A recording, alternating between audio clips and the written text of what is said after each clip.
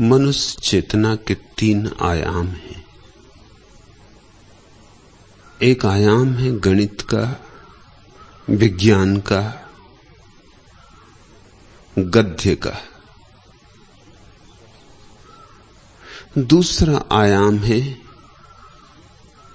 प्रेम का, काव्य का, संगीत का।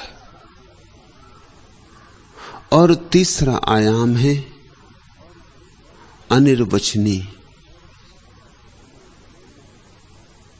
न उसे गद्य में कहा जा सकता, न पद्य में। तर्क तो असमर्थ है ही उसे कहने में। प्रेम के भी पंख टूट जाते हैं।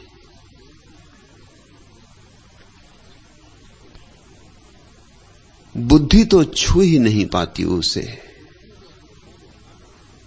हृदय भी पहुंचते पहुंचते रह जाता है।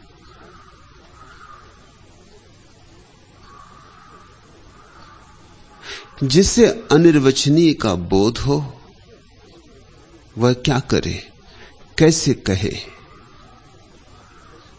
अकथ्य को कैसे कथन बनाए। जो निकटतम संभावना है वह है कि गाए, नाचे, गुनगुनाए, एक तारा बजाए, कि ढोलक पे थाप दे, कि पैरों में घुंघरू बांधे, कि बांसुरी पर अनिर्वचनीय को उठाने की असफल चेष्टा करे। इसलिए संतों ने गीतों में अभिव्यक्ति की है। नहीं कि वे कवि थे, बल्कि इसलिए कि कविता करीब मालूम पड़ती है। शायद जो गद्य में न कहा जा सके, पद्य में उसकी झलक आ जाए। जो व्याकरण में न बंधता हो वह शायद संगीत में थोड़ा सा आभास दे जाए। इसे स्मरण रखना। संतों को कवि ही समझ लिया तो भूल हो जाएगी। संतों ने काव्य में कुछ कहा है जो काव्य के भी अतीत है, जिसे कहा ही नहीं जा सकता। निश्चित ही गद्य की बजाय पद्य को संतों ने चुना, क्योंकि गद्य और भी दूर पड़ जाता है, गणित और भी दूर पड़ जाता है। काव्य चुना क्योंकि काव्य मध्य में है। एक तरफ व्याख्य विज्ञान का लोक है, दूसरी तरफ अव्याख्य धर्म का जगत है, और काव्य दोनों के मध्य की कड़ी है। शायद इस मध्य की कड़ी से किसी के हृदय की वीणा बज उठे। इसलिए संतों ने गीत गाए। गीत गाने को नहीं गाए, तुम्हारे भीतर सोए गीत को जगाने को गाए। उनकी भाषा पर मत जाना, उनके भाव पर जाना। भाषा तो उनकी अटपटी होगी। जरूरी भी नहीं कि संत सभी पढ़े लिखे थे। बहुत तो उनमें गैर पढ़े लिखे थे, लेकिन पढ़े लिखे होने से सत्य का कोई संबंध भी नहीं है। गैर पढ़े लिखे होने से कोई बाधा भी नहीं है। परमात्मा दोनों को समान रूप से उपलब्ध है। सच तो यह है, पढ़े लिखे को शायद थोड़ी बाधा हो, उसका पढ़ा लिखापन ही अवरोध बन जाए। गैर पढ़ा लिखा थोड़ा ज्यादा बोला, थोड़ा ज्यादा निर्दोष, उसके निर्दोष चित्त में, उसके भोले हृदय में सरलता से प्रतिबिंब बन सकता है। कम होगा विकृत प्रतिबिंब, क्योंकि विकृत करने वाला तर्क मौजूद ना होगा। झलक ज्यादा अनुकूल होगी सत्य के, क्योंकि विचारों का जाल ना होगा जो झलक को अस्त व्यस्त करे। सीधा सीधा सत्य झलकेगा, क्योंकि दर्पण पर कोई शिक्षा की धूल नहीं होगी।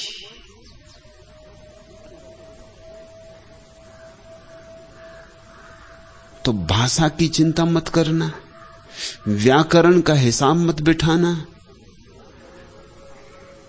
छंद भी उनके ठीक हैं या नहीं इस विवेचना में भी ना पड़ना,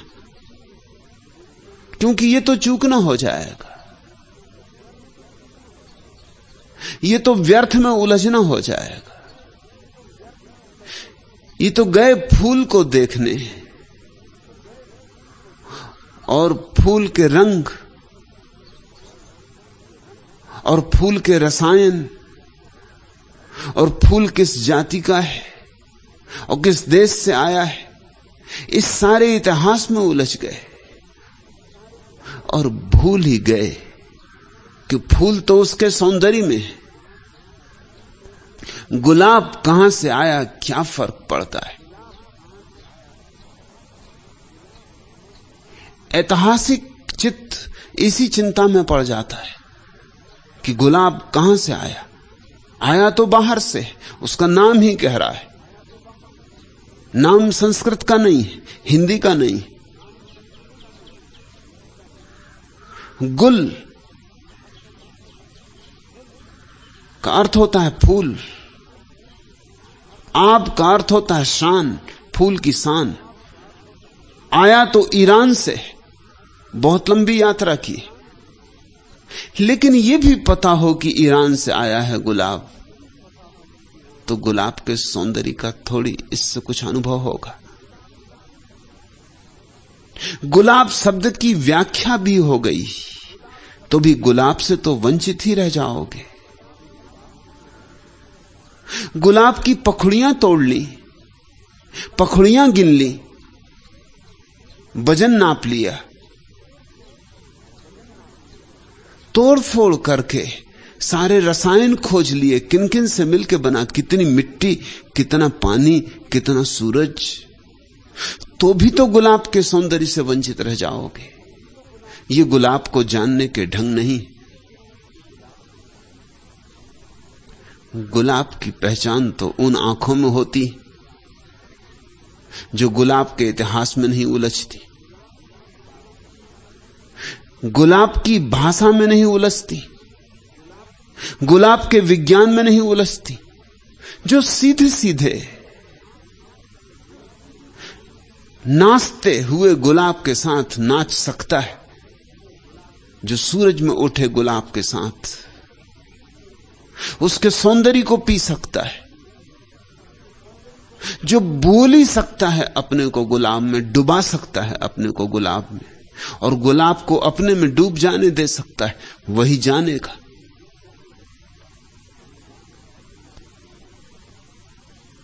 संतों के वचन गुलाब के फूल हैं। विज्ञान, गणित, तर्क और भाषा की कसौटी पर उन्हें मत कसना, नहीं तो अन्याय होगा। वे तो वंदनाएं हैं, अर्चनाएं हैं, प्रार्थनाएं हैं। वे तो आकाश की तरफ उठी हुई आंखें हैं। वे तो पृथ्वी की आकांक्षाएं हैं, चांद तारों को छू लेने के लिए। उस अभीप्सा को पहचानना, वह अभीप्सा समझ में आने लगे तो संतों का हृदय तुम्हारे सामने खोलेगा। उस संतों के हृदय में द्वार है परमात्मा का। तुम्हारे सब मंदिर मस्जिद, तुम्हारे गुरुद्वारे, तुम्हारे गिरजे परमात्मा के द्वार नहीं, लेकिन संतों के हृदय में निश्चित द्वार है। जीसस के हृदय को समझो तो द्वार मिल जाएगा। चर्च में नहीं, मोहम्मद के प्राणों को पहचान लो तो द्वार मिल जाएगा, मस्जिद में नहीं। ऐसे ही एक अद्भुत संत दरिया के वचनों में हम आज उतरते, फूलों की तरह लेना, संभाल के, नाजुक बात है, ख्याल रखना। फूलों को सोना जिस पत्थर पर कसते हैं उस पर नहीं कसा जाता है। फूलों को सोने की कसने की कसौटी पे कस कस के मत देखना, नहीं तो सभी फूल गलत हो जाएंगे। एक बाउल फकीर से एक बड़े शास्त्रज्ञ पंडित ने पूछा कि प्रेम प्रेम प्रेम, निरंतर प्रेम का जप किए जाते हो, ये प्रेम है क्या? मैं भी तो समझूं, इस प्रेम का किस शास्त्र में उल्लेख है, किन वेदों का समर्थन है? वह बाउल फकीर हंसने लगा, उसका एक तारा बजने लगा, खड़े होकर वो नाचने लगा। पंडित ने कहा, नाचने से क्या होगा और एक तारा बजाने से क्या होगा? व्याख्या होनी चाहिए प्रेम की और शास्त्रों का समर्थन होना चाहिए। कहते हो प्रेम परमात्मा का द्वार है, मगर कहां लिखा है? और नाचो मत, बोलो, एक तारा बंद करो, बैठो। तुम मुझे धोखे में न डाल सकोगे। औरों को धोखे में डाल देते हो एक तारा बजा के, नाच के, औरों को लुभा लेते हो, मुझको ना लुभा सकोगे। उस बाउल फकीर ने फिर भी एक गीत गाया। उस बाउल फकीर ने कहा, गीतों के सिवाय हमारे पास कुछ और है नहीं। यही गीत हमारे वेद, यही गीत हमारे उपनिषद, यही गीत हमारे कुरान। क्षमा करें, नाचूंगा, एक तारा बजाऊंगा, गीत गाऊंगा, यही हमारी व्याख्या है।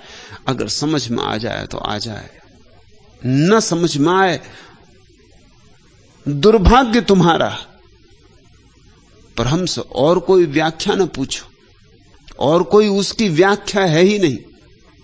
और जो गीत उसने गाया वो बड़ा प्यारा था। गीत का अर्थ था, एक बार एक सुनार एक माली के पास आया और कहा कि तेरे फूलों की बड़ी प्रशंसा सुनी, तो मैं आज कसने आया हूं कि फूल सच्चे हैं, असली हैं या नकली हैं। मैं अपने सोने के कसने के पत्थर को ले आया हूं। और वह सुनार उस गरीब माली के गुलाबों को पत्थर पर कस कस के फेंकने लगा कि सब झूठे, कोई सच्चे नहीं। उस बाउल फकीर ने कहा, जो उस गरीब माली के प्राणों पर गुजरी वही तुम्हें देख के मेरे प्राणों पर गुजर रही। तुम प्रेम की व्याख्या पूछते हो और मैं प्रेम नाच रहा हूं। अंधे हो तुम प्रेम के लिए शास्त्रीय समर्थन पूछते हो और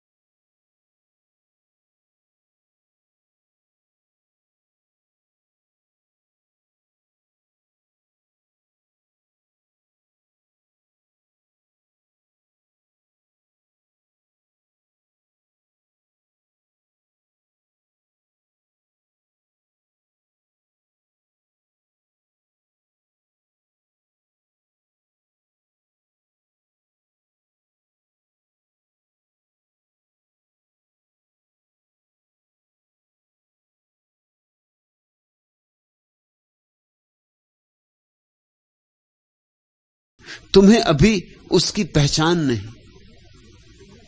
गुरु के दर्पण में अपनी छवि को देखकर पहचान हो जाएगी। गुरु तुमसे वही कहता है जो तुम्हारे भीतर बैठा हरि भी तुमसे कहना चाहता है, मगर तुम सुनते नहीं। भीतर की नहीं सुनते तो शायद बाहर की सुन लो। बाहर की तुम्हारी आदत है, तुम्हारे कान बाहर की सुनने से परिचित है, तुम्हारी आंखें बाहर को देखने में निष्णात है।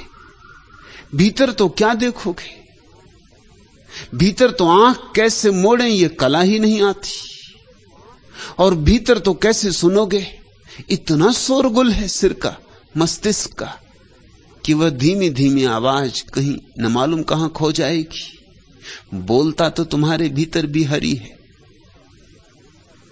लेकिन पहले तुम्हें बाहर के हरि को सुनना पड़े, थोड़ी पहचान होने लगे, थोड़ा संग साथ होने लगे, थोड़ा रस उभरने लगे,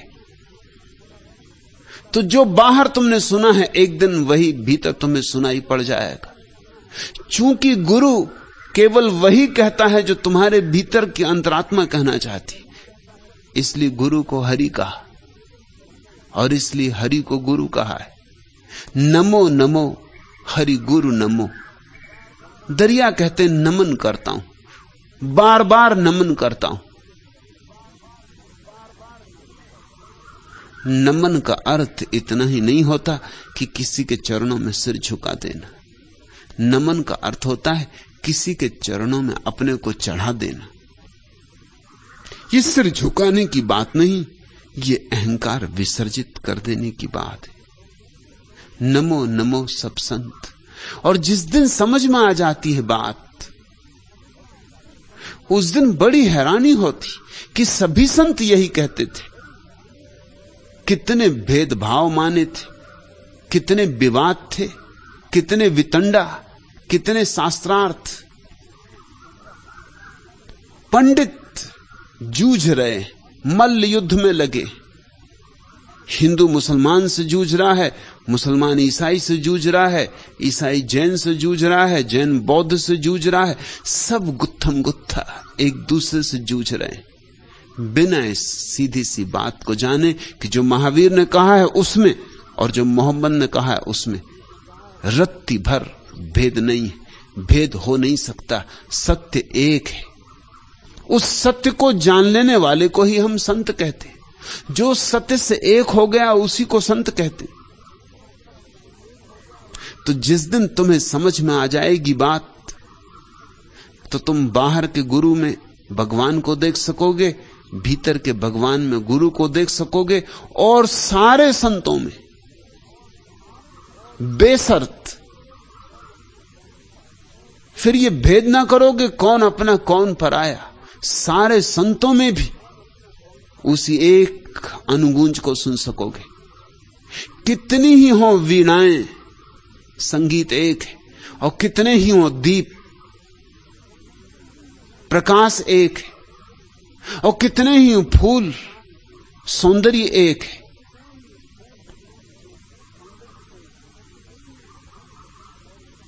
गुलाब में भी वही, और जूही में भी वही, चंपा में भी वही, और चमेली में भी वही। सौंदर्य एक है, अभिव्यक्तियां भिन्न। निश्चित ही कुरान की आयतें अपना ही ढंग रखती, अपनी शैली है उनकी, अपना सौंदर्य है उनका। समझो कि जूही के फूल, और उपनिषद के वचन, उनका सौंदर्य अपना है, अनूठा है। समझो कि चंपा के फूल,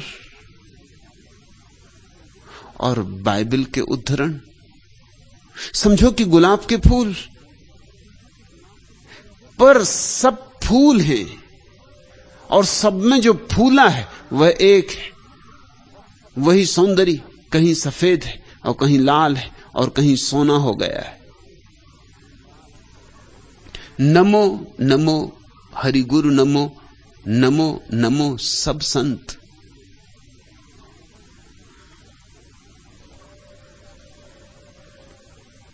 जन दरिया बंधन करे, नमो नमो भगवंत। और दरिया कहते हैं जिस दिन ऐसा दिखाई पड़ा कि बाहर भी वही, भीतर भी वही, और सारे संतों में भी वही, फिर अंततः ये भी दिखाई पड़ा कि जो संत नहीं है उनमें भी वही। पहचान बढ़ती गई, गहरी होती चली गई। जन दरिया बंधन करे। अब तो दरिया कहते हैं कि मैं इसकी चिंता नहीं करता किसको बंधन करना, सिर्फ वंदन करता हूं, नमो नमो भगवंत। अब यह भी फिक्र नहीं करता कि संत है कोई कि असंत है कोई, अच्छा है कि बुरा है कोई। पहले दिखाई पड़ा था कि फूलों में वही है, अब कांटों में भी वही दिखाई पड़ता है। हीरों में दिखाई पड़ा था, अब कंकड़ पत्थरों में वही दिखाई पड़ता है। अब कौन चिंता करे, अब कौन फिक्र ले। अब तो सिर्फ बंधन करता हूं, सभी दिशाओं में बंधन करता हूं। सभी मंदिर मस्जिद गुरुद्वारे मेरे। अच्छों की तो बात ही छोड़ दो, बुरों में भी वही है। उसके अतिरिक्त कोई और है ही नहीं। इसलिए अब तो वंदन ही बचा। अब तो झुक झुक पड़ता हूं। अब तो वृक्ष हो तो पत्थर हो तो उसकी छवि हर जगह पहचान आ जाती। दरिया सतगुरु शब्द सो मिट गई खेचातान। बड़ी खेचातानी में रहा हूं कि कौन सही कौन गलत, कौन शुभ कौन अशुभ, किस मंदिर जाऊं, किस मूर्ति की पूजा करूं, किस शास्त्र को पकड़ूं, कौन सी नाव पर सवार हूं, कैसे भवसागर पार होगा। बड़ी खेचातान थी। दरिया सतगुरु शब्द सो, लेकिन एक बार सदगुरु का शब्द सुन लिया कि मिट गई खेचातान, कि सारी खेचातान ही मिट गई, क्योंकि उस गुरु के एक शब्द में ही सारे गुरुओं के शब्द समाये हुए। एक गुरु में सारे गुरु मौजूद हैं, जो हुए, जो हैं, जो होंगे। एक गुरु में सारे गुरु मौजूद हैं। भरम अंधेरा मिट गया, परसा पद निर्वाण। एक शब्द भी कान में पड़ जाए सत्य का, एक रोशनी की किरण प्रविष्ट हो जाए तुम्हारे अंधकारपूर्ण ग्रह में, तुम्हारे हृदय में एक चोट पड़ जाए, तुम्हारा हृदय झंकार उठे एक बार सिर्फ, बस काफी। भरम अंधेरा मिट गया। उसी क्षण मिट जाता है सारा अंधकार, भ्रम का, माया का, मोह का। परसा पद निर्वाण। उसी क्षण उस महत पद का छूना हो जाता, हाथ में आ जाता है, स्पर्श हो जाता निर्वाण का।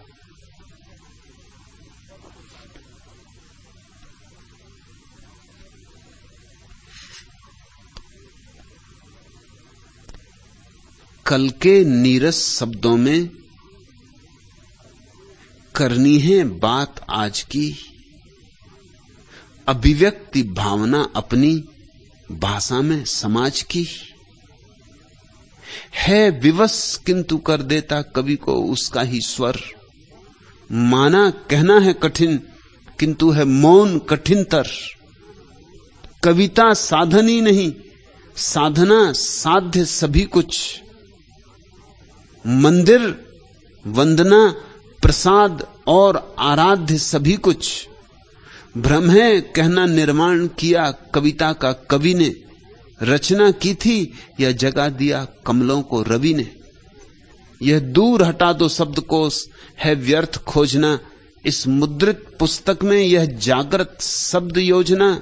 मेरी कविता का आस है तुम इस क्षण से पूछो। सुन सको प्रतिध्वनि मन में यदि तो मन से पूछो।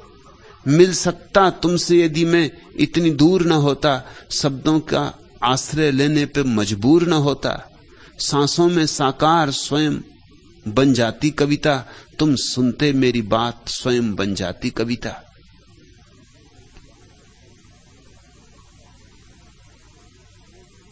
सद्गुरु के शब्द तो वे ही हैं जो समाज के शब्द हैं, और कहना है उसे कुछ जिसका समाज को कोई पता नहीं। भाषा तो उसकी वही है जो सदियों सदियों से चली आई है, जरा जीर्ण, धूल धूसरित, लेकिन कहना है उसे कुछ ऐसा नित्य नूतन, जैसे सुबह की अभी ताजी ताजी ओस, कि सुबह की सूरज की पहली पहली किरण। पुराने शब्द बासे सड़े गले, सदियों सदियों चले थके मांदे, उनमें उसे डालना है प्राण, उसमें उसे भरना है उस सत्य को जो अभी अभी उसने जाना और जो सदा नया है और जो कभी पुराना नहीं पड़ता। कल के नीरस शब्दों में करनी है बात आज की, अभिव्यक्ति भावना अपनी भाषा में समाज की। है विवश किंतु कर देता कवि को उसका ही स्वर, लेकिन कहना तो होगा ही। है विवश किंतु कर देता कवि को उसका ही स्वर, माना कहना है कठिन किंतु है मौन कठिनतर। कहना कठिन है लेकिन मौन चुप रह जाना और भी कठिन है। जिसने जाना है उसे कहना ही होगा, सुने कोई सुने, न सुने कोई न सुने, उसे कहना ही होगा। उसे अंधों के सामने दिए जलाने होंगे, उसे बहरों के पास बैठ के वीणा बजानी होगी। मगर 100 में कोई एक आध आंख खोल लेता और 100 में कोई एक आध पी जाता है उस संगीत को, पर उतना काफी, उतना बहुत है। और ऐसा मत सोचना कि ये जो शब्द संतों से उतरते हैं संतों के, संत तो केवल माध्यम है। कविता साधन ही नहीं, साधना साध्य सभी कुछ। मंदिर, वंदना, प्रसाद और आराध्य सभी कुछ। भ्रम है कहना निर्माण किया कविता का कवि ने, रचना की थी या जगा दिया कमलों को रवि ने। सुबह जब सूरज उगता है तो क्या कमलों की रचना करता है? कमल तो थे ही, सिर्फ सूरज के उगने से जाग जाते। सारा अस्तित्व काव्य से भरपूर है। कविता बहती है नदियों में, कविता हरी है वृक्षों में, कविता झकोरे ले रही सागरों में। कविता ही कविता है। सारा अस्तित्व उपनिषद है, कुरान है, मगर सोया पड़ा है। किसी सद्गुरु की चोट से कमल खिल जाता है। और धन्य भागी हैं वे जो शब्दों में नहीं उलझते और शब्दों में छिपे हुए निशब्द को पकड़ लेते, जो पंक्तियों के बीच पढ़ना जानते, जो शब्दों के बीच झांकना जानते। तो फिर एक शब्द भी काफी हो जाता है। दरिया सतगुरु शब्द सो, मिट गई खेंचातान, भरम अंधेरा मिट गया, परसा पद निर्वाण। छू लिया परमात्मा को।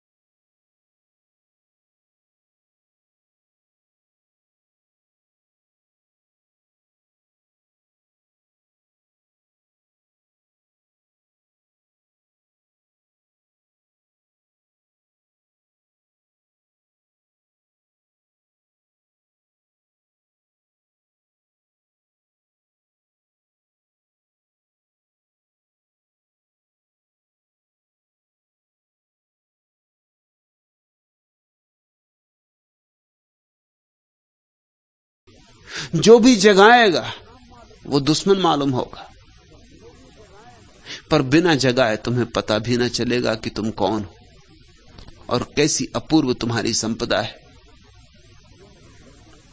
यह रुपहली छांव वाली बेल, कस मसाते पास में बांधे हुए आकाश, तिमिर तरु की स्याह शाखों पर पसर कर हर नखत की कुसुम कोमल झिलमिलाहट से रही है खेल।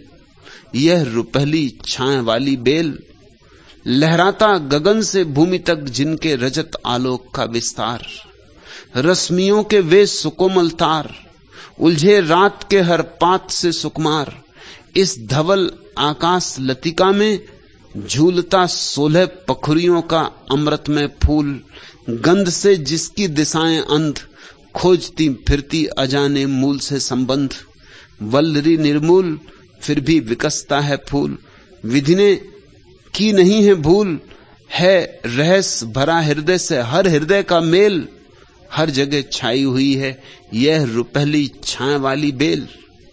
हर हृदय में अपूर्व सुगंध भरी है, जरा संबंध जोड़ने की बात है।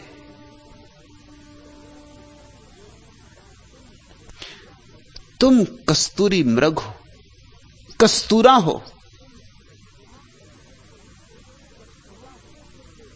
भागते फिरते खोजते फिरते दूर दूर, और जिस गंध की तलाश कर रहे हो वह गंध तुम्हारे भीतर से ही उठ रही।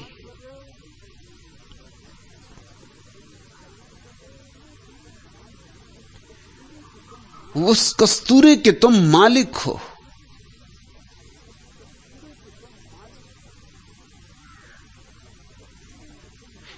कस्तूरी कुंडल बसे, तुम्हारे भीतर बसी है। कोई जगाए, कोई हिलाए, कोई तुम्हें सचेत करे, और जो भी तुम्हें सचेत करेगा वह तुम्हें नाराज करेगा। इतना स्मरण रहे तो सतगुरु मिल जाएगा। इतना बोध रहे कि जो तुम्हें जगाएगा वह तुम्हें जरूर नाराज करेगा, तो सतगुरु को खोजना कठिन नहीं होगा। जो तुम्हें सांत्वना देते हो और तुम्हारे घावों को मलहम पट्टी करते हो और तुम्हारे अंधेरे को छिपाते हो और तुम्हारे ऊपर रंग पोत देते हो, उनसे सावधान रहना। सांत्वना जहां से मिलती हो समझ लेना कि वहां सद्गुरु नहीं है। सद्गुरु तो झकझोरेगा, उखाड़ देगा वहां से जहां तुम हो, क्योंकि नई तुम्हें भूमि देनी और नया तुम्हें आकाश देना है। सोता था बहु जन्म का सतगुरु दिया जगाए, जन दरिया गुरु शब्द सो सब दुख गए बिलाए। और दरिया कहते हैं मैं चमत्कृत हूं कि जागते ही सारे दुख विलीन हो गए। मैं तो सोचता था एक एक दुख का इलाज करना होगा। क्रोध है तो इलाज करना होगा, लोभ है तो इलाज करना होगा, मोह है तो इलाज करना होगा, अहंकार है, यह है वह है, हजार रोग हैं, व्याधियां ही व्याधियां हैं। इतनी व्याधियों के लिए इतनी ही औषधियां खोजनी होंगी, लेकिन बस एक औषधि और सारी व्याधियां मिट गई। क्योंकि जितने रोग हैं वे सिर्फ हमारे स्वप्न हैं, उनकी कोई सच्चाई नहीं। पापी पाप का स्वप्न देख रहा है, पुण्यात्मा पुण्य का स्वप्न देख रहा है। जागा हुआ ना तो पापी होता है ना पुण्यात्मा होता है, जागा हुआ तो सिर्फ जागा हुआ होता है, उसका कोई स्वप्न नहीं होता। चोर चोर होने का स्वप्न देख रहा है और तुम्हारे तथाकथित साधु साधु होने का सपना देख रहे हैं। जागा हुआ न तो असाधु होता न साधु होता, बस जागा हुआ होता है। और जागते ही सारे रोग मिट जाते। एक समाधि सारी व्याधियों को ले जाती।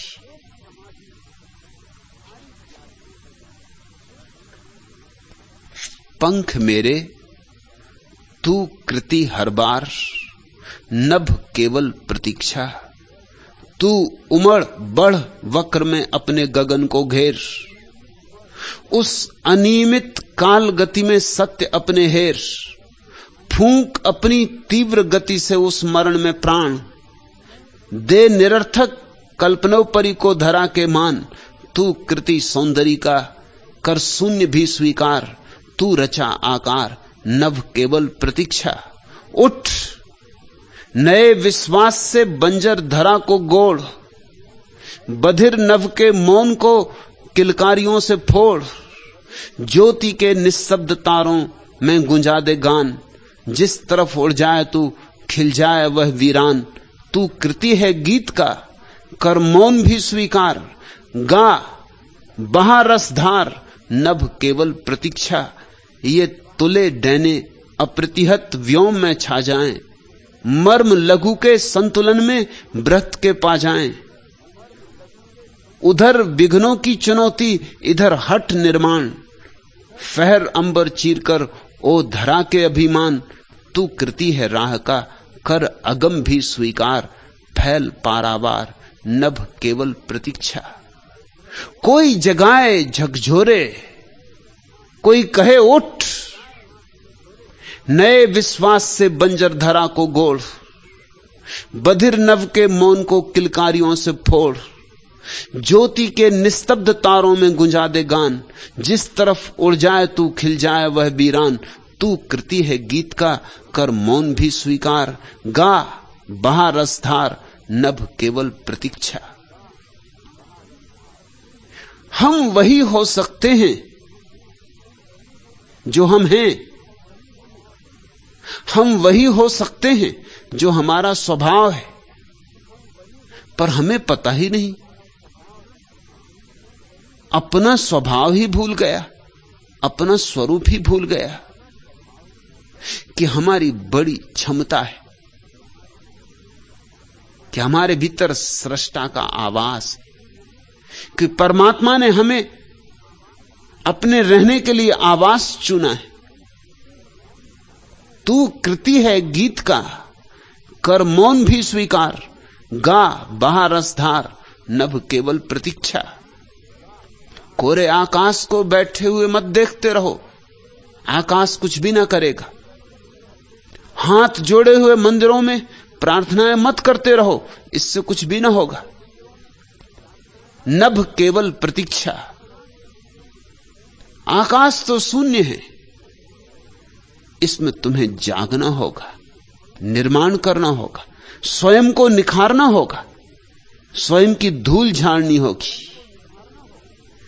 ये तुले डैने अप्रतिहत व्योम में छा जाएं, मर्म लघु के संतुलन में व्रत के पा जाएं, उधर विघ्नों की चुनौती इधर हट निर्माण, फहर अंबर चीर करो धरा के अभिमान, तू कृति है राह का कर अगम भी स्वीकार, फैल पारावार नभ केवल प्रतीक्षा। कौन होगा जो ऐसा तुमसे कहे?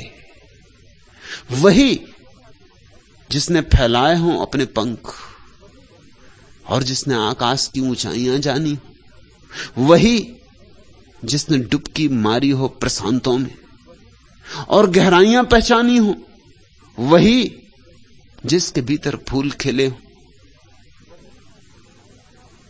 जिसके भीतर मौन जगा हो, जिसने अपने भीतर परमात्मा को आलिंगन किया हो, वही तुम्हें भी जगा सकता है। लेकिन तुम पंडितों पुरोहितों के पास चक्कर लगा रहे, न वे जगे हैं न वे जगा सकते। राम बिन फीका लगे सब क्रिया शास्त्र ज्ञान, दरिया कहते तुम किनके पास भटक रहे हो? राम जिन्हें मिला नहीं, राम जो अभी हो नहीं गए, राम जिनके भीतर अभी जागा नहीं, राम बिन फीका लगे। पंडित पुरोहित, उनकी जरा आंखों में झांको, उनके जरा हृदय में टटोलो, अक्सर तो तुम उन्हें अपने से भी ज्यादा अंधकार में पड़ा हुआ पाओगे। सब क्रिया शास्त्र ज्ञान, जरूर क्रियाकांड वे जानते हैं और शास्त्र भी बहुत उनके पास है, और शास्त्रों से सीखा हुआ तोतों जैसा ज्ञान भी उनके पास बहुत है, मगर उसका कोई मूल्य नहीं, उनके जीवन पर उसकी कोई छाप नहीं। मैं मुल्ला नसरुद्दीन के गांव गया था। मुल्ला मुझे नगर का दर्शन कराने ले गया। विश्वविद्यालय की भव्य इमारत को देखकर मैंने मुल्ला से कहा, नसरुद्दीन, क्या यही विश्वविद्यालय है? सुंदर है, भव्य है। हो, मुल्ला ने उत्तर दिया।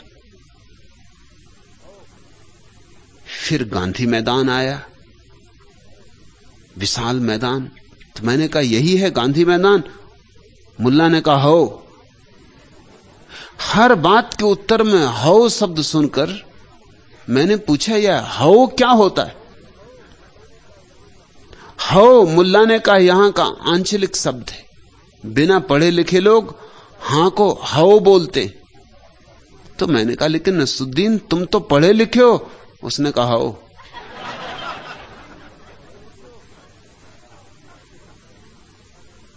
पढ़े लिखे होने से क्या होगा? शास्त्र ऊपर ही ऊपर रह जाते, तुम्हारे अंतर को नहीं छू पाते। क्रियाकांड जड़ होते। तुम रोज दोहरा लो गायत्री, मगर तोतों जैसी होती। एक नए नए हुए रईस ने अपने मेहमानों का स्वागत करने के लिए अपने नौकर मुल्ला नसरुद्दीन को सिखाया कि वे जब भी कोई चीज मंगाएं तो वह पहले पूछ ले कि किस किस्म की चीज लाए। जैसे अगर वे कहें कि पान लाओ, तो नौकर को तुरंत मेहमानों के सामने पूछना चाहिए, हुजूर कौन सा पान, मगही या बनारसी, महोबा या कपूरी, ताकि रोब बंध जाए मेहमान पर, क्योंकि साधारण रईस नहीं, सब तरह के पान उपलब्ध हैं घर में। एक दिन मेहमानों के लिए उन्होंने शरबत मंगाया, तो हुक्म के मुताबिक मुल्ला नसरुद्दीन ने तुरंत लिस्ट दोहराई, कौन सा शरबत लाऊं हुजूर, खस का या अनार का, केवड़े का या बादाम का। शरबत पीकर जब मेहमान विदा लेने लगे तो सौजन्यवश बोले, आपके पिताजी के दर्शन किए बहुत दिन हो गए, क्या हम उनके दर्शन कर सकते? नौ रईस ने मुल्ला से कहा, जा मुल्ला, पिताजी को बुला ला। आज्ञाकारी नसरुद्दीन तुरंत बोला, कौन से पिताजी, इंग्लैंड वाले या फ्रांस वाले या अमेरिका वाले?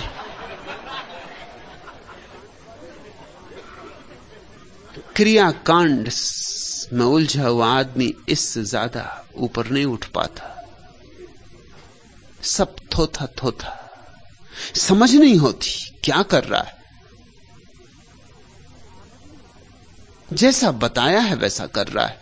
कितनी आरती उतारनी उतनी आरती उतार देता है, कितने चक्कर लगाने मूर्ति के उतने चक्कर लगा लेता है, कितने फूल चढ़ाने उतने फूल चढ़ा देता है, कितने मंत्र जपने उतने मंत्र जम लेता है, कितनी माला फेरनी उतनी माला फेर देता है। लेकिन हृदय का कहीं भी संस्पर्श नहीं है और न कहीं कोई बोध है।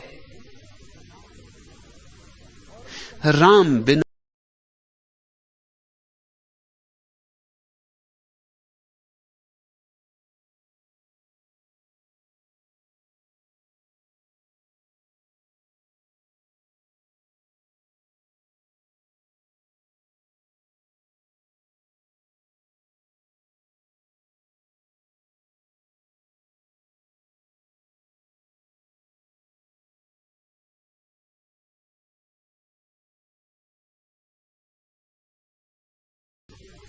जब अपना ही बोध हो जाता है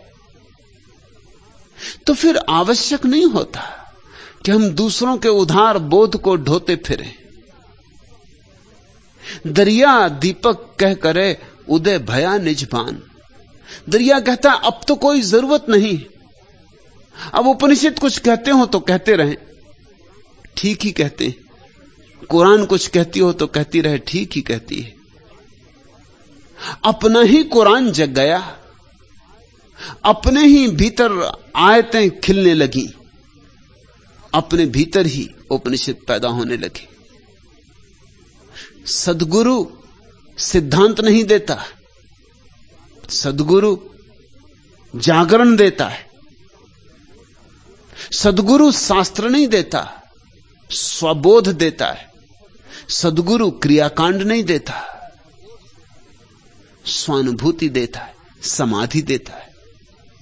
दरिया नर्तन पाकर किया चाहे काज, राव रंग दोनों तरह जो बैठे नाम जहाज। दरिया कहते हैं जिंदगी मिली है तो कुछ कर लो, असली काम कर लो, किया चाहे काज। ऐसे ही व्यर्थ के कामों में मत उलझे रहना।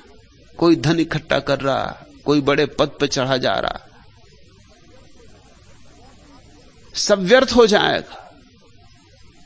मौत आती ही होगी, मौत आएगी, सब पानी फेर देगी तुम्हारे किए पर। जिस दरिया नर्तन पाकर किया चाहे काज, ये मनुष्य का अद्भुत जीवन मिला है।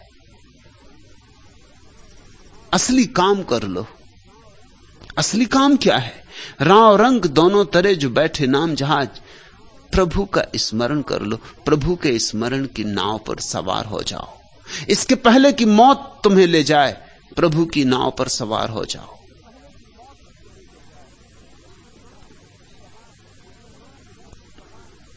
मुसलमान हिंदू कहा सट दर्शन रंग राव, जन दरिया हरिनाम बिन सब पर जम का दाव। और ख्याल रखना, मौत फिक्र नहीं करती कि तुम हिंदू हो, फिक्र नहीं करती कि गरीब हो कि अमीर, और मौत फिक्र नहीं करती कि चपरासी हो कि राष्ट्रपति।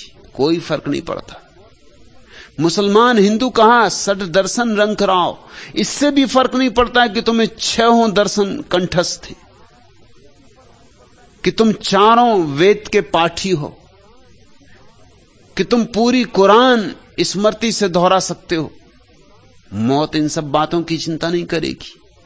जन दरिया हरिनाम बिन, सिर्फ एक चीज पर मौत का बस नहीं चलता, वह है राम का तुम्हारे भीतर जग जाना, राम की सूरत ही पैदा हो जाना। अन्यथा सब पर जम का दांव, सब पर मौत का कब्जा है। सिर्फ राम अमृत है, बाकी सब मरण धर्मा है।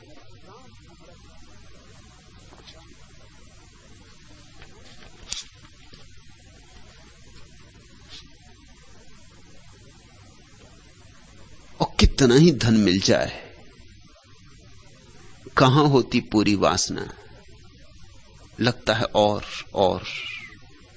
कितना ही बड़ा पद हो, सीढ़ियों पर आगे और सोपान होते, और कहीं भी पहुंच जाओ दौड़ जारी रहती, आपाधापी मिटती ही नहीं। कहो जागरण से जरा सांस ले ले, अभी स्वप्न मेरा अधूरा अधूरा। इससे आदमी जागने तक से डरता है, क्योंकि न मालूम कितने सपन अभी अधूरे अधूरे हैं। कहो जागरण से जरा सांस ले ले, अभी स्वप्न मेरा अधूरा अधूरा।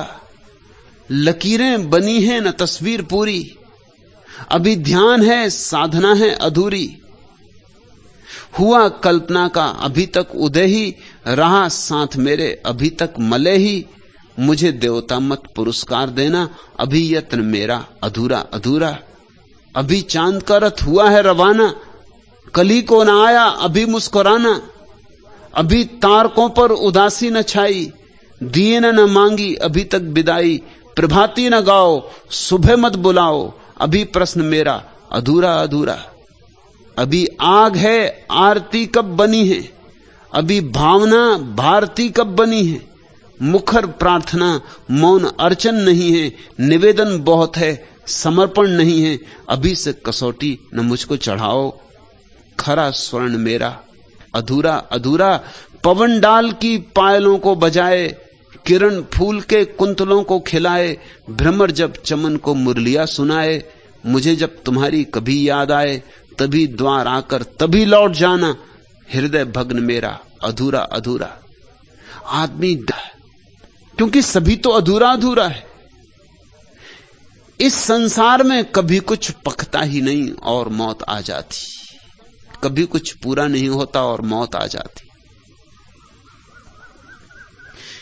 इसलिए सब आपाधापी व्यर्थ है,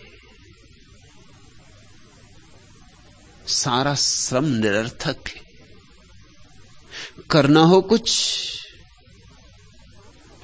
तो असली काज, असली काम कर लो। जो बैठे नाम जहाज, उसने कर लिया असली काज। मुसलमान हिंदू कहा सच, जन दरिया हरिनाम बिन सब पर जम का दाव। जो कोई साधु गृह में मां ही राम भरपूर, दरिया कह उस दास की मैं चरणन की धूर।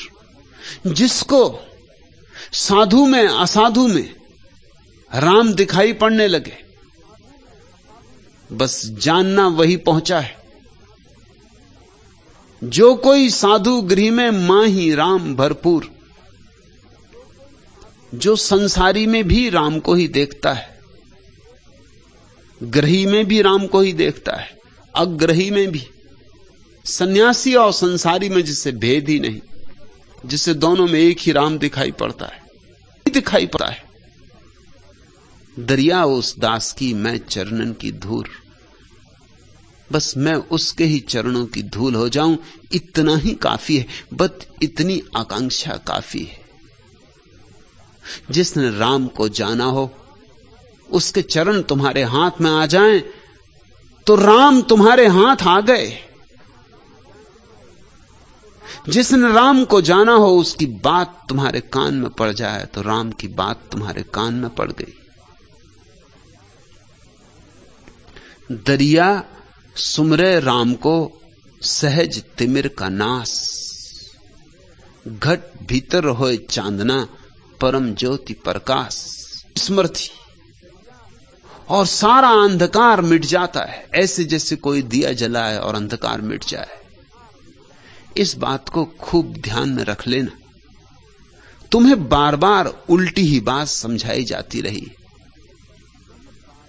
तुम्हें निरंतर नीति की शिक्षा दी गई और धर्म से तुम्हें वंचित रखा गया है। नीति की इतनी शिक्षा दी गई है कि धीरे धीरे तुम नीति को ही धर्म समझने लगे हो। नीति और धर्म बड़े विपरीत आयाम। नीति का अर्थ होता है एक एक बीमारी से लड़ो। नीति का अर्थ होता है क्रोध है तो अक्रोध साधो, और लोभ है तो अलोभ साधो, और आसक्ति है तो अनासक्ति साधो। और धर्म का अर्थ होता है सारी बीमारियों की जड़ को काट दो। जड़ है तुम्हारी सोई अवस्था, तुम्हारी मूर्छित अवस्था, उस जड़ को काट दो। जाग जाओ और सारी बीमारियां तिरोहित हो जाती। नीति है अंधेरे से लड़ना, इधर से धकाओ उधर से धकाओ, लेकिन अंधेरा कहीं धकाने से मिटता है। दिए को जलाओ, धर्म का अर्थ है दिए को जलाओ, अंधेरे की बात ही छोड़ो। मुझसे लोग आके पूछते हैं क्रोध कैसे मिटे, लोग सभी को एक ही उत्तर देता हूं, ध्यान करो। एक दिन एक व्यक्ति ने पूछा क्रोध कैसे मिटे, मैंने कहा ध्यान करो। वो बैठी था, तभी दूसरे ने पूछा कि लोभ कैसे मिटे, मैंने कहा ध्यान करो। पहला वाला बोला कि रुके, यही तो आपने मुझे भी कहा, और मेरी बीमारी क्रोध और इसकी बीमारी लोभ, इलाज एक कैसे हो सकता है?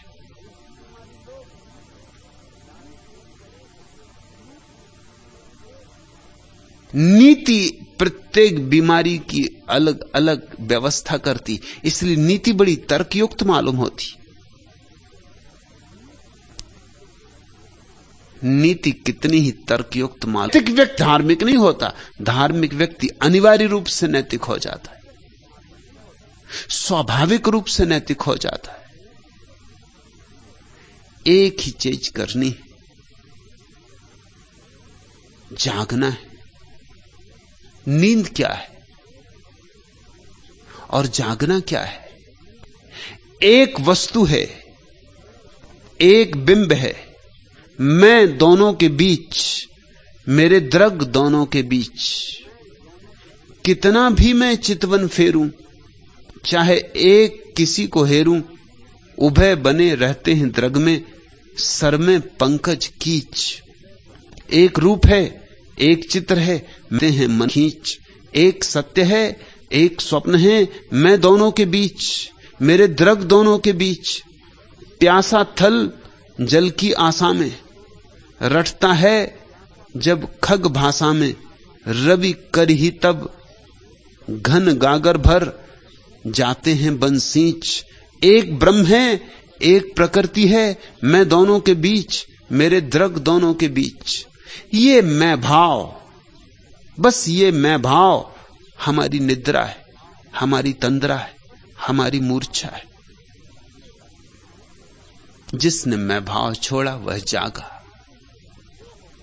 इस मैं के कारण दो हो गए हैं जगत। प्रकृति नदी में डुबा दो, मिट्टी के घड़े में पानी भर जाएगा, बाहर भी वही पानी है, भीतर भी वही पानी, बीच में एक मिट्टी की दीवार खड़ी हो गई। अब घड़े का पानी अलग मालूम होता, नदी का पानी अलग मालूम होता। अभी अभी एक थे, अब भी एक है, बस जरा सी घड़े की दीवार, पतली सी मिट्टी की दीवार। बस ऐसी ही क्षीण सी अहंकार की एक भाव दशा है जो हमें परमात्मा से अलग किए, और हम बीच में खड़े हैं, इसलिए प्रकृति और परमात्मा अलग मालूम हो रहे हैं। जहां मैं गया वहां प्रकृति और परमात्मा भी एक हो जाते।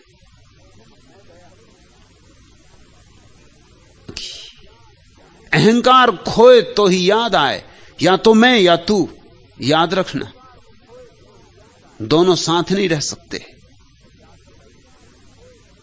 सूफी फकीर जलालुद्दीन की कविता तुम्हें याद दिलाऊं। प्रेमी ने अपने प्रेसी के द्वार पर दस्तक दी है, भीतर से आवाज आई, कौन है? प्रेमी ने कहा, मैं हूं तेरा प्रेमी। पहचाना नहीं, लेकिन प्रेसी ने भीतर से कहा, यह घर छोटा है, प्रेम का घर छोटा है, इसमें दो ना समा सकेंगे। लौट जाओ, अभी तैयारी करके आना।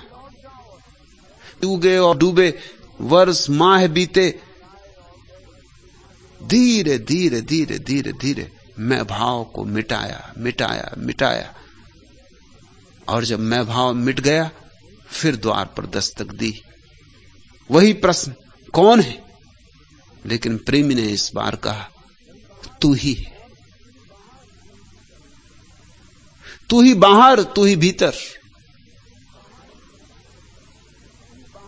और रूमी की कविता कहती, द्वार खुल गए। जहां एक बचा वहां द्वार खुल जाएंगे। जब तक दो हैं तब तक अड़चन है। दुई ही हमारी, मैं मिटे, ये अहंकार का अंधकार मिटे तो चांद भीतर उगाता है।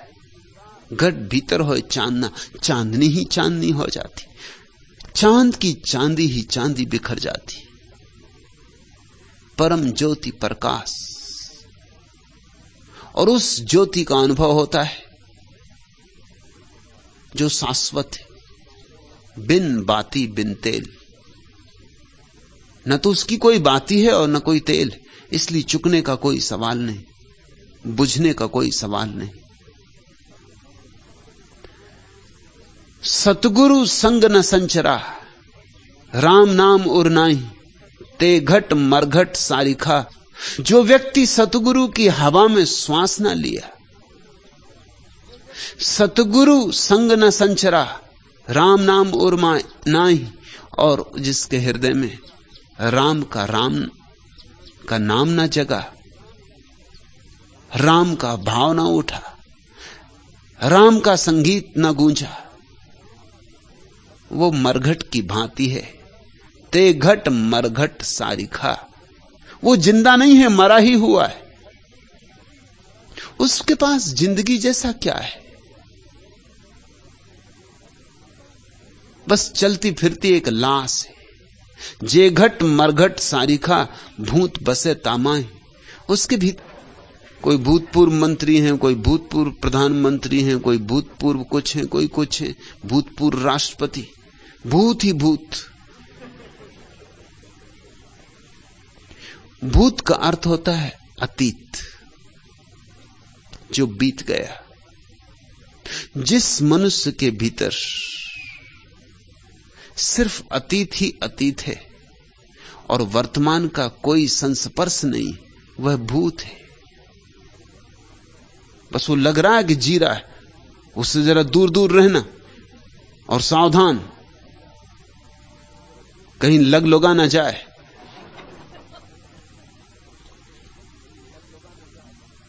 अरे कल जो बीत गए हैं उनको इकट्ठा करता रहता है। मन है ही क्या सिवाय स्मृति के, और स्मृति यानी भूत। अतीत से छोड़ो नाता, वर्तमान से जोड़ो। काश एक क्षण को भी तुम्हारे भीतर भूत ना रह जाए।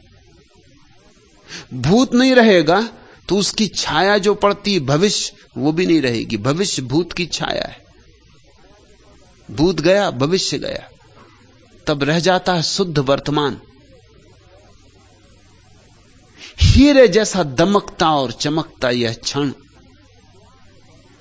सदगुरु अब सिर्फ अभी और यही है। सदगुरु शुद्ध वर्तमान है। न पीछे की तरफ देखता है, न आगे की तरफ, बस यही ठहरा हुआ है। इस क्षण के अतिरिक्त उसकी कोई और चिंतना नहीं।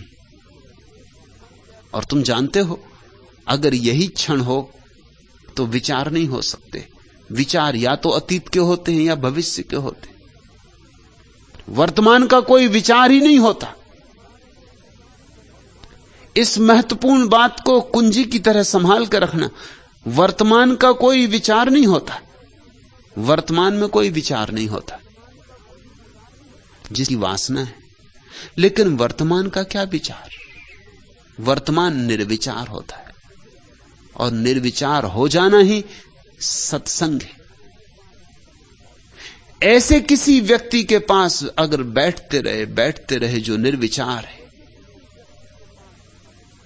जिसके भीतर सन्नाटा है और शून्य है, तो शून्य संक्रामक है। उसके पास बैठते बैठते शून्य की बीमारी लग जाएगी। तुम्हारे भीतर भी सन्नाटा छाने लगेगा।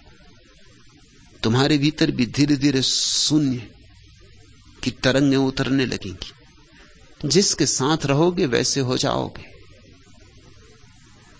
सत्संग बैठना, जहां फूल खिले हैं वहां बैठना।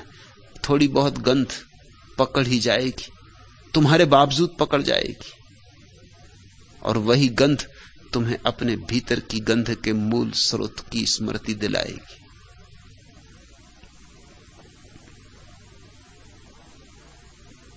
सतगुरु संग न संचरा, राम नाम उरनाही, ते घट मरघट सारिखा, भूत बसे तामाही। दरिया काया कारवी, मौसर है दिन सा चार, जब लग सांस शरीर में तब लग राम संभार। कहते हैं सुनो समझो, ये तुझे किसी जादूगर ने धोखा दे दिया हो। ऐसा धोखा है। मौसर है दिन चार, और बहुत ही छोटा अवसर है दिन चार का, बस 4 दिन का अवसर है। जब लग सांस शरीर में तब लग राम संभार। इन छोटे से दिनों में, इन थोड़े से समय में, इन 4 दिनों में राम को संभाल लो। जब तक सांस शरीर में, और अंत क्षण तक स्मरण रखना, जब तक श्वास रहे शरीर में तब तक राम को भूलना मत। राम को याद करते करते ही जो विदा होता है, उसे फिर दोबारा वापस देह में नहीं आना पड़ता। इनका राम नाम जल धोए। बहुत गंदगी है माना, निर्मल करना है इसे दरिया कहते। तो 2 काम करना, प्रेम का साबुन, जितना बन सके उतना प्रेम करो। जितना दे सको उतना प्रेम दो। प्रेम तुम्हारी जीवनचर्या हो। साबन लागे प्रेम का, राम नाम जल धोए। तो प्रेम से तो लगाओ साबुन और राम नाम के जल से धोते रहो। प्रेम और ध्यान, बस दो बातें, तो चूके अवसर। दरिया सुमिरन राम का, देखत भूली खेल। धन धन है वे साधवा, जिन लिया मन मेल। दरिया कहते हैं जब से राम का स्मरण आया और सब खेल भूल गए, और सब खेल ही हैं। छोटे बच्चे मनोपाली का खेल खेलते, बड़े बच्चे भी मनोपाली का खेल खेलते। छोटे बच्चों का बोर्ड होता मनोपाली का, सोना यहीं रहेगा, चांदी यहीं रहेगी, लेकिन फिर उसे कोई धन ना कहेगा। हीरे भी पड़े रहेंगे, कंकड़ पत्थरों में हीरों में कोई भेद ना रहेगा। कोहिनूर और कोहिनूर के पास पड़ा हुआ कंकड़, दोनों में कोई मूल्य भेद नहीं होगा। आदमी मूल्य भेद खड़ा करता है।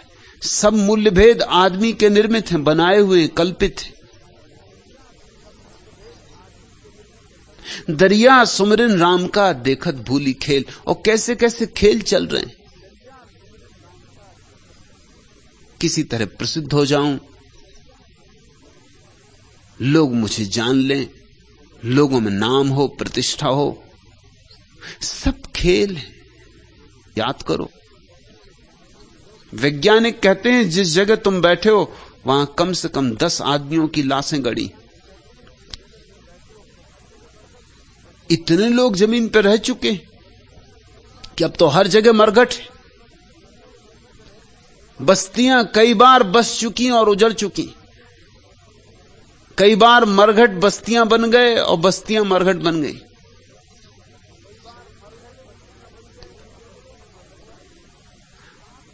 मोहनजोदड़ो की खोज में, खुदाई में 7 परतें मिली। मोहनजोदड़ो 7 बार बसा और 7 बार उजड़ा।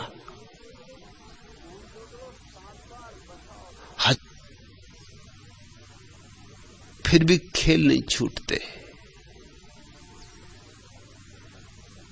खेल छूटेंगे भी नहीं जब तक कि राम नाम का स्मरण ना आ जाए, जब तक प्रभु की तलाश तुम्हारे प्राणों को न पकड़ ले, जब तक उसकी प्यास ही एकमात्र प्रयास न हो जाए, तब तक खेल छूटेंगे भी नहीं। हां, उसकी प्यास पकड़े कि खेल अपने आप छूट जाते। फिर ख्याल करना फर्क। दरिया ये नहीं कह रहे हैं खेल छोड़ दो, दरिया कह रहे हैं राम याद कर लो, खेल अपने से छूट जाते। छूट जाएं ठीक, न छूटें ठीक, मगर इतना पक्का हो जाता है कि खेल खेल है, इतना मालूम हो जाता है। रामलीला में रोते फिरोगे, झाड़ झाड़ से पूछोगे कि हे झाड़, मेरी सीता कहां है?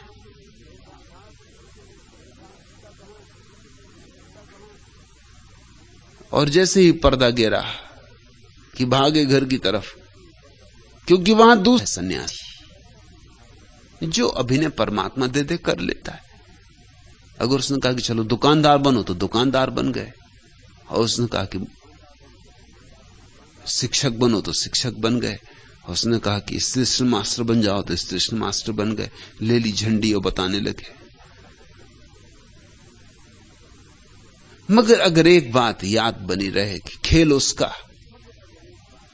हम सिर्फ खेल खेल रहे। जब उसका बुलावा आ जाएगा कि अब लौट आओ घर, पर्दा गिर जाएगा, घंटी बज जाएगी, घर वापस लौट जाएंगे। खेल छोड़ने की ही बात नहीं है।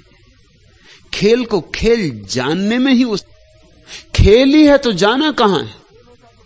तो बच्चे थे, पत्नी थी, द्वार घर सब ठीक था, खेल था, चुपचाप खेलता रहता। छोड़ के भागा तो एक बात तो पक्की है कि उसने खेल को खेल न माना, बहुत असली मान लिया। अब ये भाग के जाएगा कहां? वो जो असली मानने वाली बुद्धि है वो तो साथ ही जाएगी ना। मन तो छूट नहीं जाएगा, घर छूट जाएगा, पत्नी छूट जाएगी, मगर पत्नी और घर को असली मानने वाला मन ये कहीं जाके आश्रम बना लेगा तो आश्रम का खेल खेलेगा। मेरे एक मित्र है, उनको मकान बनाने का शौक। तब मैं उस जगह से गुजरा जहां वो रहते थे, पहाड़ी पर। तो मैंने कहा कि जरा मोड़ तो होगा, 10-12 मील का चक्कर लगेगा, लेकिन जरा देखता चलूं कि वो कर क्या रहे हैं। हाबी का क्या हुआ? हाबी जारी थी, छाता लगाए भर दोपहरी में खड़े थे। मैंने पूछा क्या कर रहे हो? उन्होंने कहा आश्रम बनवा रहे। अब आश्रम बन रहा है, वही का वही आदमी, वही का वही खेल। तो मैंने कहा तुम वहीं से क्यों आए? ये काम तो तुम वहीं करते थे। और सच पूछो तो जब तुम मित्रों के मकान बनवाते थे तो उसमें कम आसक्ति थी, ये तुम अपना आश्रम बनवा रहे हो, इसमें आसक्ति और ज्यादा हो जाएगी। बस बात खत्म हो गई। फिर जहां हो वहीं विश्राम हो गया, फिर जैसे हो वहीं संन्यास्त हो गए।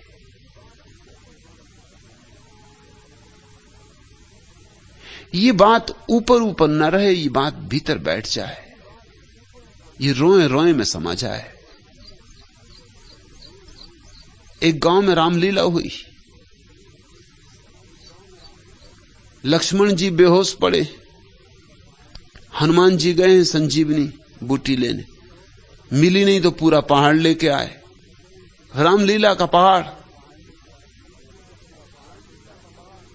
एक रस्सी पर सारा खेल बनाया गया था, क्योंकि रामचंद्र जी भी ऊपर की तरफ आंख देख और कहें कि हे हनुमान जी कहां हो, जल्दी आओ। लक्ष्मण जी के प्राण संकट में पड़े। हनुमान जी सब सुन रहे हैं, मगर बोलें तो क्या बोलें, क्योंकि वो अटके। किसी को कुछ न सूझा। मैंने जरा घबराहट में गया, उसने रस्सी काट दी। रस्सी काट दी तो हनुमान जी धड़ाम से पहाड़ सहित नीचे गिरे। गिरे तो भूल ही गए। रामचंद्र जी ने पूछा कि जड़ी बूटी ले आए? लक्ष्मण जी मर रहे हैं। हनुमान जी ने कहा कि ऐसी की तैसी लक्ष्मण जी। ये अंतरतम में बैठ जाए बात की जगत एक नाटक, एक लीला, एक खेल।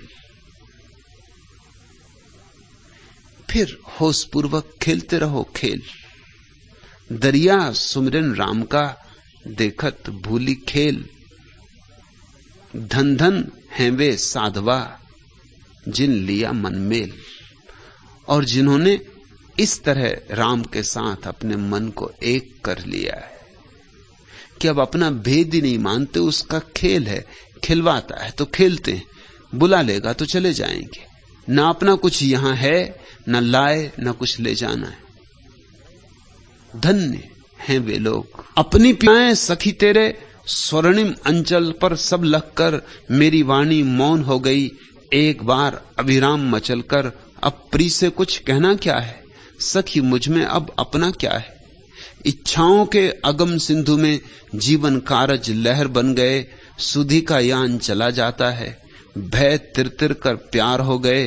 पास दूर अब रहना क्या है, सखी मुझ में अब अपना क्या है। ओ पीड़ा की दिव्य पुजारिन, तूने जो वरदान दिया है, तेरा ही तो मधु में बोझा बस क्षण भर को टेक लिया है। मुझको इसमें सहना क्या है, सखी मुझ में अब अपना क्या है। एक बार राम के साथ मन का मेल हो जाए, अंधेरा भाग जाता है। फिरी दुहाई शहर में चोर गए सब भाज। सत्र फिर मित्र जू भया, हुआ राम का राज। फिर क्रोध करुणा हो जाती, वासना प्रार्थना हो जाती, काम राम हो जाता है। जो शत्रु थे वो मित्र हो जाते।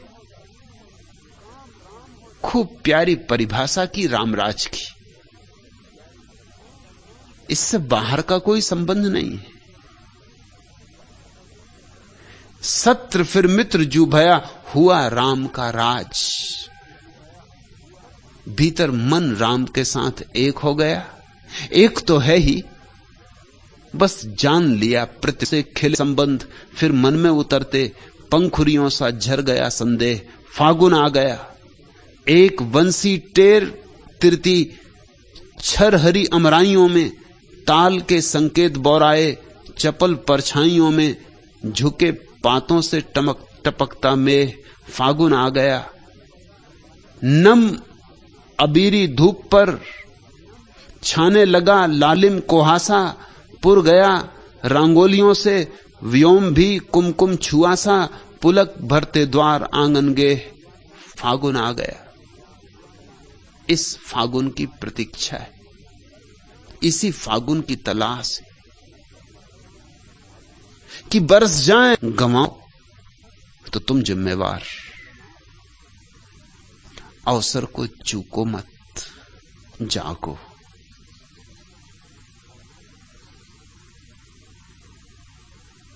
अमी झरत बिकसत कमल, दरिया कहते हैं अमृत बरसता है और कमल खिलते हैं। आज इतना है।